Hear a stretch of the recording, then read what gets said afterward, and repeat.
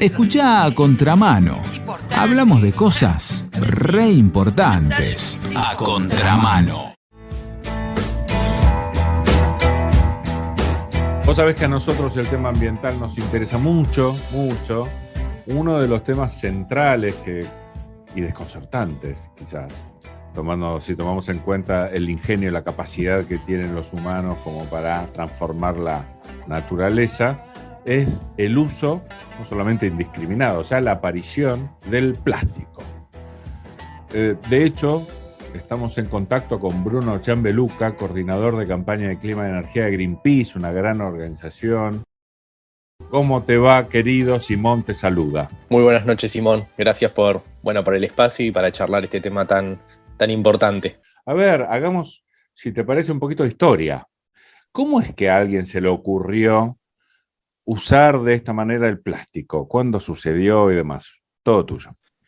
Bueno, los orígenes del plástico se remontan. Acá hay que hacer como una mini clase de química, tal vez. O sea, por ahí va a haber palabras que sean un poco complicadas, pero para hacerlo sencillo, tienes una historia que tiene más de 100 años. Realmente el plástico surge por, pruebas, errores que a lo largo del tiempo. Los primeros registros, que eso es importante entender, que existen plásticos naturales, por así decirlos, que se tienen registros desde el siglo XVI, antes de Cristo, es hace mucho tiempo. Plásticos por ejemplo, naturales. Mira, exacto. Yo no soy un recontra experto, pero me acabas de enseñar algo. Sí, ¿cómo es eso? Sí, se inician desde las culturas mesoamericanas, que por ahí empezaron a procesar el caucho.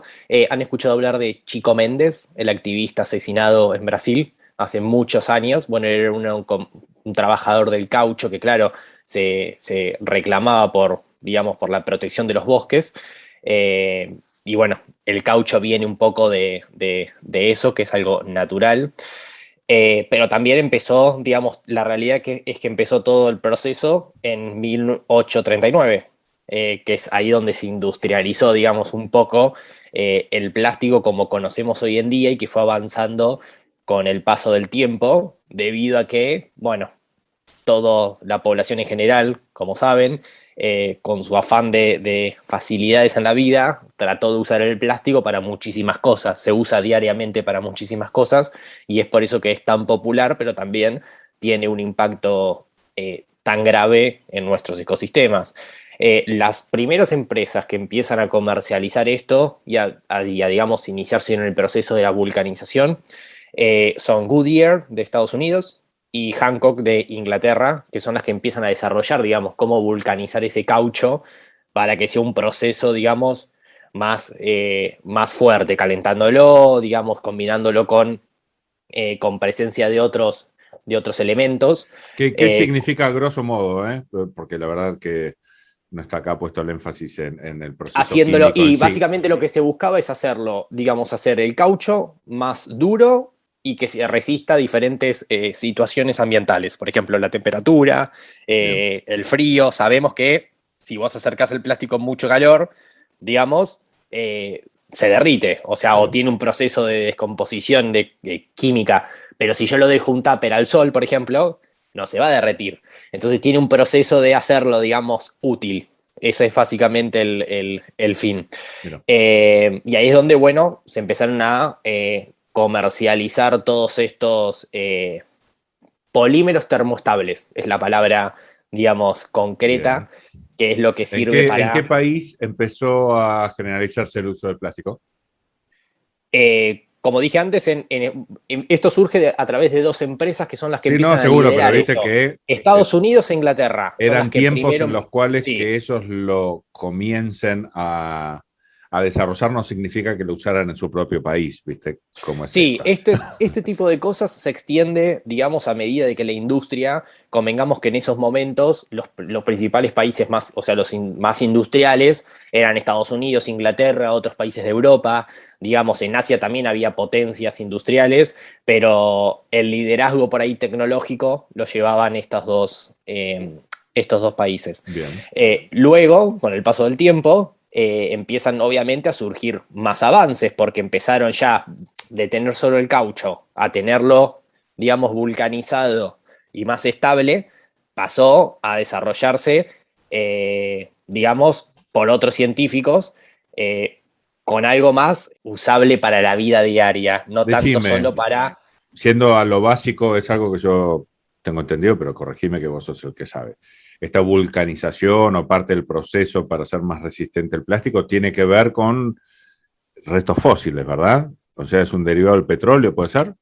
Sí, obviamente, para hacer el plástico se necesita combustibles fósiles, que ahora eso lo voy a tocar un cachito al final, para que Perfecto. se entienda por qué es tan importante tal vez no solo el reciclaje en sí cuando hablamos de plástico, sino otro tema.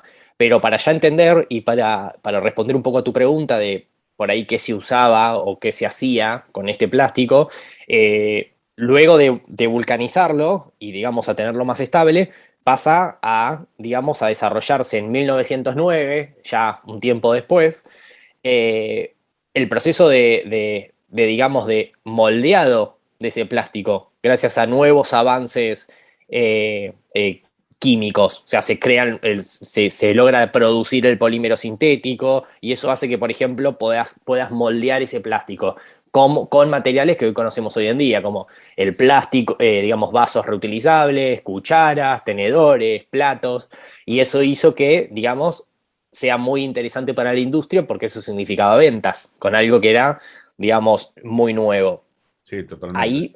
Claro, ahí surge la baquelita, como se lo conoce, ¿vieron cuando dicen hay olor a baquelita cuando se quema el plástico? Bueno, surge, un poco viene de ahí Mira. el nombre. ¿Hubo alguien que tuviera la lucidez de preguntarse qué se iba a hacer después con tanto desecho plástico en su momento? ¿Algún gobierno lo planteó como traba? ¿Hubo algo de eso? Mira, cuando hablamos de identificación del plástico y el problema del plástico, eh, es un tema bastante complicado. ¿Por qué? Porque yo creo que nadie se percató del impacto que podía llegar a tener a lo largo del tiempo, y eso es realmente, digamos, abrumador, porque hoy tenemos un montón de problemas ambientales, los bosques nativos, bueno, ustedes saben porque nos han entrevistado otras veces, pero bueno, los océanos, un montón, pero yo creo que la del plástico es realmente Los peces tienen complicada y restos de peligrosa. plástico, Exacto, todo. Hay peces que porque ya en su comen cuerpo, plástico. exacto, comen plástico, imágenes terribles de gaviotas con todas Hay enredadas. un llamado continente de plástico que no sé si Exacto, después sí, nos podés contar. Hemos hecho un programa alguna vez hace un par de años qué es lo que pasó, porque había un plan de un holandés, si mal no recuerdo, como para tratar de sacarlo del océano, pero básicamente por una cuestión de mareas estaba ahí. Y si le decían el continente de plástico, se imaginarán que era bastante grande. sí, o sea, es terrible. Si querés te cuento un poco ahora, para que la gente tenga noción de lo que hablamos, esta isla enorme está entre Hawái y California, en el Océano Pacífico. Es una isla que, claro, por las corrientes, no es que los plásticos van ahí porque quieren, sino que por las corrientes oceánicas hace que, digamos, se vaya a esa zona. De acuerdo a científicos, por lo que han podido determinar, tiene el tamaño de 3 veces el tamaño de Francia. O sea, tengan una idea de impresionante el tamaño enorme de Sí, sí. residuos y es totalmente, digamos, riesgoso tanto para digamos, para las especies, el planeta, todo, pero también un riesgo de seguridad para los buques. Bueno, en fin, es realmente peligroso. A mí me llega mucha información de barcos con redes que captan, de turbinas que juntan el plástico, pero la realidad, la cuestión acá no está en quién junta el plástico, sino en dejar Sí, de tirar ese plástico. por O supuesto. sea, un periodista me hizo una pregunta hace muy poco sobre los desmontes y me decía, ¿cuál es el mejor plan de reforestación? Yo digo, el mejor plan de reforestación es Sí, claro. no desmontar. Es O no sea, talar, claro. evidentemente, claro. Porque uno cree que a esto es lo que quería llegar un poco, que no, consumo plástico porque se recicla. No, que vos compres una botella de plástico porque es reciclable, no quiere decir que se recicle. Y ahí hay un problema muy grande de fondo. Por ejemplo, según un estudio del año 2015, del 79% de los plásticos que existen, o sea, que se acumulan, están en vertederos, basureros, rellenos sanitarios, o sea, no es que se reciclan los plásticos, solo ese 9%, 10% se recicla. Entonces es realmente, digamos, peligroso jugar con eso de no, uso plástico, está bien, lo puedes usar 1, 2 veces, 3. Sí, una cosa es que sí, cuando... vos lo marcaste muy bien, una cosa que sea reciclable y y otra es otra cosa que sea reciclarlo. reciclado. Veo. Claro, exacto. Entonces hay un juego ahí muy, muy complicado que cada vez se le exige más a la industria de, claro, envases retornables, que obligue a la gente a llevar ese producto nuevamente y que entra al circuito de comercialización, porque evidentemente los plásticos, aunque sean reciclables, que no todos son reciclables, nos ponen en una situación peligrosa, porque no se están reciclando todos los plásticos que deberían reciclarse. Sí, aparte el nivel de consumo que existe es altísimo, están los plásticos de un solo uso. Hay países que obviamente consumen más plásticos, otros países que consumen menos, pero todos los países del mundo, ninguno está ajeno a la problemática del plástico, porque básicamente casi todo tiene plástico. Tenemos, no sé, mamaderas, tapas de botella, vasos, envases de yogur, helado, teléfonos, o sea, hasta las cañerías, los tubos, o sea, todo, casi todo es de plástico. Por suerte se han eliminado muchas cosas, como la bolsa del supermercado, botellas, como te decía antes, tal vez es mejor conveniente usar la retornable, pero hay otras cosas que por ahí son más difíciles para la gente de reemplazar, y es por eso que ahí es donde tienen que entrar las políticas públicas para que ayuden a esa persona a, una vez que ya ese producto no le sirve más, bueno, ¿qué hace? Entonces ahí es donde tiene que entrar un poco el Estado a dar soporte en muchos temas. Sí, sí, sí. Retomo, vuelvo a 1909, que es donde, digamos, se crea la baquelita. Leo Baekeland creó la baquelita, por eso de ahí viene el nombre, que obviamente permitió hacer un proceso de moldeado mucho más definido para producir varios artículos. Eso es lo que hace que el plástico entre al proceso de comercialización de una forma abrumadora y que se empieza a extender en todo el mundo. Como vos me preguntabas al principio cómo se crea, digamos, el plástico, hay varias etapas. La podemos dividir en 4. Una es la extracción petrolera o de combustible fósil, que vos decías de los dinosaurios. Bueno, el combustible fósil de hace miles y miles y miles y millones de años, y gas natural del suelo. Esos combustibles, digamos, son enviados, para que la gente tenga noción, a refinerías, donde se convierten en distintos productos. Que ahí se puede crear, digamos, el plástico, o sea, que derivan de la producción del plástico, pero también tenés petróleo crudo, propano, digamos, tenés un montón de otros productos derivados de esa extracción petrolera. Después empieza otra etapa que se le dice craqueo, que bueno, el etano, un compuesto, y el propano se envían a una planta de craqueo, justamente tiene ese nombre, donde se rompen esas moléculas y el etano produce etileno y el propano propileno. Y después la última, que es la más importante, es la polimerización. Luego de esa mezcla, digamos, un catalizador que une las moléculas y forma polímeros, y ahí, bueno, se va creando en sí el plástico como todo lo conocemos. Se moldean fácilmente, como dije antes, eso hace que la gente lo pueda usar para un montón de cosas, y obviamente yo creo que, esto ya opinión personal, creo que el plástico se expandió tanto por la practicidad que tiene. O sea, creo que eso es lo que hace que se use tanto. O sea, Sí, y sí, la sí. verdad que hoy en día es una pena que, por ejemplo, locales comerciales de comida sigan expidiendo, o sea, productos con, no sé, utensilios plásticos, cuando hoy en día no hay necesidad de hacer eso. Entonces, digamos, hay que tomar el toro por las astas y empezar también por un lado, el Estado, como te dije antes, con políticas públicas, y también por otro lado, eh, los comerciantes en sí, a darse cuenta de que, digamos, esto ya no va más. Lo que guía en general a las compañías es una cuestión económica.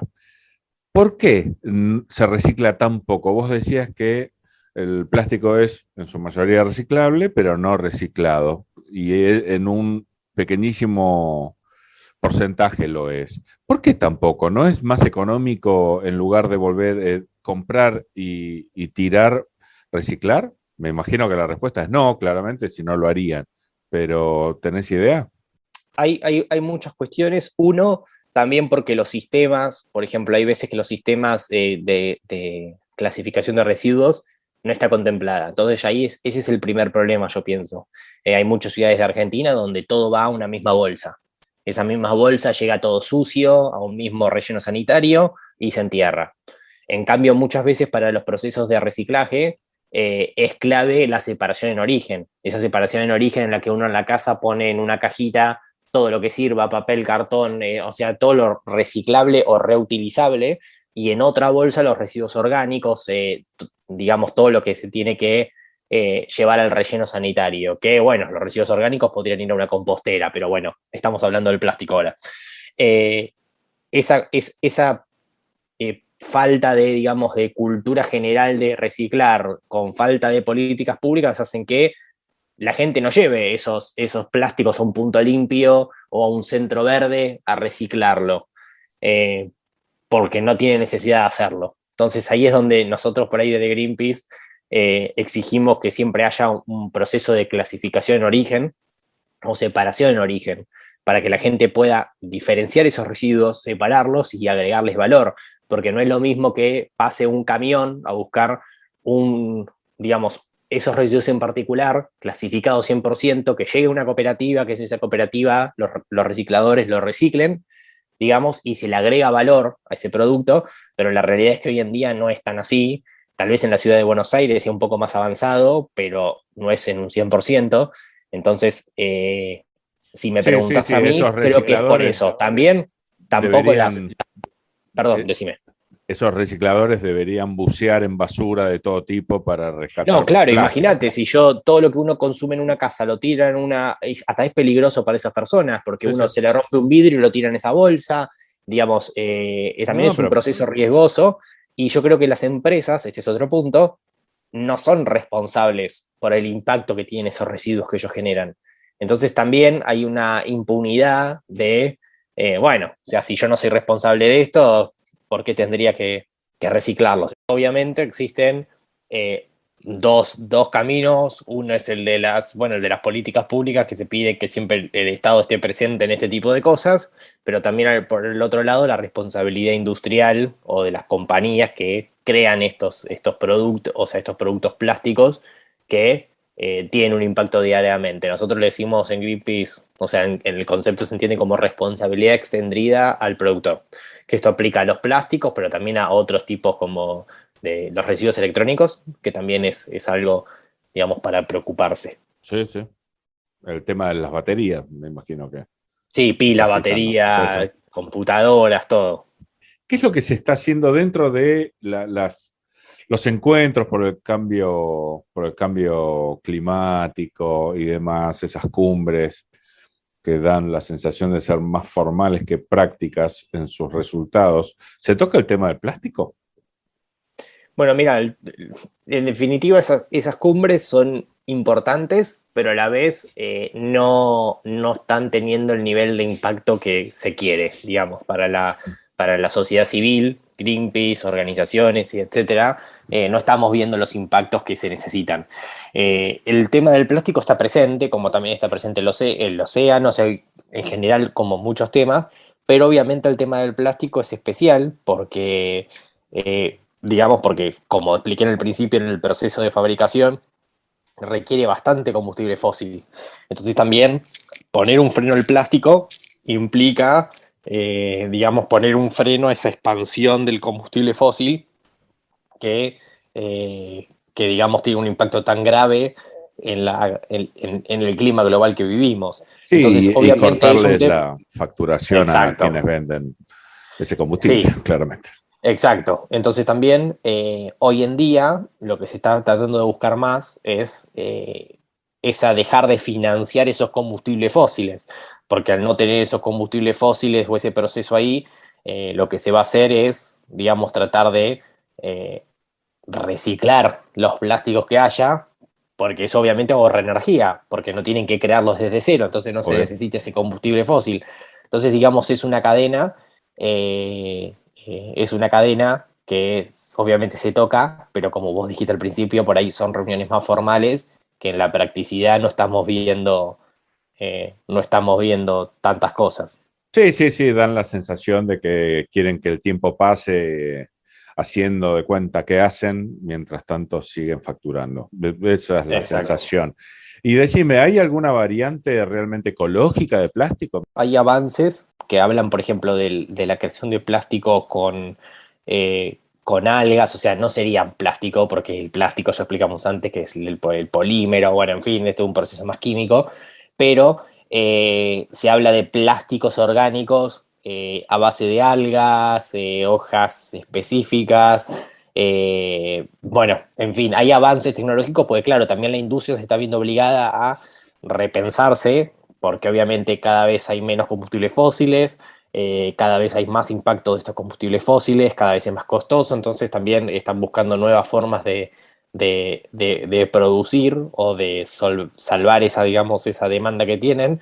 La realidad es que hoy en día estamos muy lejos de decir la mitad de los plásticos que se generan son de esta nueva gama. Entonces la realidad es que si bien se ha avanzado, todavía está muy lejano que se instalen en el circuito comercial. Es una cuestión comercial, claramente comercial. Sí, sí, sí. Porque también implica comprar nuevas maquinarias, porque también implica, digo, es un gasto que quizás las compañías no tengan ganas de hacer. Básicamente eso. Pero digamos, más allá de ese tema, que no es menor, en sí, el producto es eficiente, ¿sabes? Ese producto que reemplazaría el plástico. Mira, como te dije antes, esto es también son muchos testeos de diseño, también de prueba y error. Generalmente son fundaciones, por ejemplo, por lo que tengo entendido, la Fundación Ellen MacArthur es una fundación que estuvo trabajando en bioplásticos de algas marinas. Evidentemente, yo creo que debe ser una alternativa buena y una alternativa, digamos, para usar.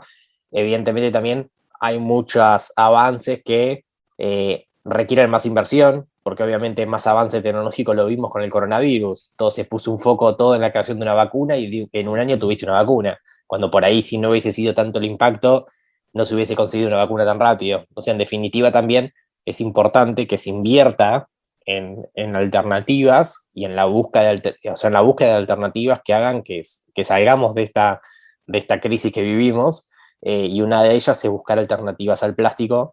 Sí, Totalmente. Decime, bueno, como especie dejamos bastante que desear, pero hay veces que hay países que son menos malos con temas puntuales, que van como a la cabeza en temas puntuales. En cuanto a políticas sobre el plástico, ¿hay algún país que valga la pena mencionar? sí, buena pregunta. Hoy en día hay muchos países que tienen políticas más duras con los plásticos, digamos, de un solo uso. Por ejemplo, hay varios países del Caribe que prohibieron en el 2020, o sea, a partir del 1 de enero de 2020 se prohibió la comercialización de plásticos de un solo uso. Convengamos que también hay países que eso es una realidad, por fuera del impacto ambiental viven del turismo y también el impacto de ir a una playa que esté llena de plástico, o sea, también se empieza a pasar factura esto del plástico en muchas cuestiones que no son tan solo ambientales, Sí. o sea, también estéticas, y eso ahí también a los gobiernos les llama mucho, digamos, es una señal de alerta. Hay lugares, como decía al principio, que son más estrictos y hay otros países que son más laxos. Como te dije, estos países del Caribe, después también hay otros países de Europa que son más, digamos, prohibitivos. ¿Cómo Portugal, cuáles? por Ok. ejemplo, Argelia, Marruecos, hay otros, digamos, que son los que más prohíben bolsas. La Bueno, en península Argentina, escandinava, que suele en algunos temas sí, ir. ellos reciclan mucho, o sea, la verdad no te sabría decir en este momento si está prohibido, pero ellos reciclan mucho. Pero de nuevo, vamos a eso de lo del principio. O sea, está bien que consuman todo lo que quieran mientras que lo reciclen, y no sé, creo que también es una discusión súper amplia. Absolutamente, sí, sí, sí, es una Claro, respuesta no ideal. sí, sí, digamos, hay que marcar una posición súper amplia, pero ellos tienen una tasa de reciclaje súper amplia, pero también, por ejemplo, tenés en esa zona bastantes incineradores, que los incineradores ellos generan energía, y hay veces que estos plásticos van a esos incineradores, lo cual es, digamos, contraproducente. Entonces, sí, creo que no recuerdo bien qué país, creo que Noruega incineraba basura. Lo exacto, estoy sacando sí. así de memoria de algún otro Sí, sí, programa. muchas veces se dice que es para, digamos, te venden, digamos, por así decirlo, que pasa de convertimos la basura en energía. No, no es así. Estás quemando la basura, por eso se hace la energía. O sea, no es que es una magia. Sí, Y sí, totalmente. esa quema es contaminante. Sí, sí, ni hablar, ni hablar. Bueno, a ver, ¿tenés algo que no haya salido en la charla para redondearla? Bueno, mira, ¿querés que te doy un dato que por ahí es importante, si querés decir? Sí. El 70% del plástico consumido, o sea, se encuentra en el medio ambiente. Eso es un dato súper duro, porque esa es muchísima cantidad. Imaginemos solamente en una persona todo lo que compra en el día a día de plástico. Bueno, imagínate que del mundo el 70% se encuentra ahí. Y cada año o alrededor de 8 millones de toneladas de plástico terminan en el mar, o sea, terminan en el océano. Eso también es un dato súper importante. Sí, sí. Después tengo digamos, algunos números Por favor. para que la gente tenga noción. Por Una favor. botella tarda más o menos 500 años en descomponerse, los cubiertos 400 años, una bolsa 55 años, un vaso entre 65 y 75 años, un globo 6 meses, y hay digamos, una estadística que te marca qué generación podría encontrar de tu familia esos plásticos que uno está consumiendo. Y por ejemplo, si yo consumo hoy una botella, podría ser encontrada por 25 generaciones que siguen a mí. Entonces, digamos, es un número que asusta Sí, y ahí, sí. ahí te das cuenta de También que... lo que podría asustar más es que nadie de tus generaciones o las mías las encuentre porque no haya nadie. Exactamente, No, esa es digamos, otro totalmente. concepto que da mucho miedo. Pero sí, como para cerrar, digamos, la problemática del plástico es muy importante. Apelo por ahí al consumidor que nos está escuchando, que lo que haga por ahí es tratar de consumir la forma más sustentable que pueda, elegir retornable, elegir, digamos, en lugar de esas bandejitas de plástico reutilizables, y va a la roticería, elegir llevar su propio tupper, que hoy en día se usa mucho. Digamos, llevar su propia bolsa, no usar la bolsa plástica. Hay cosas que en el día a día se pueden hacer, pero también no dejar de exigir a los gobiernos que hagan y tomen medidas en esto, por ejemplo, a nivel local, que se fomente el reciclaje, y eso creo que es importante seguir reclamándolo. Sí, totalmente. Luchar por nuestra vida y también forzar a los que realmente mueven los volúmenes importantes a que lo hagan también, porque son los estados. ¿Viste? Hay un juego ideológico que tiene un costado muy lindo y romántico, esto de que cada uno de nosotros cuenta, pero cuando vos vas a mirar resultados finales, no valemos un carajo.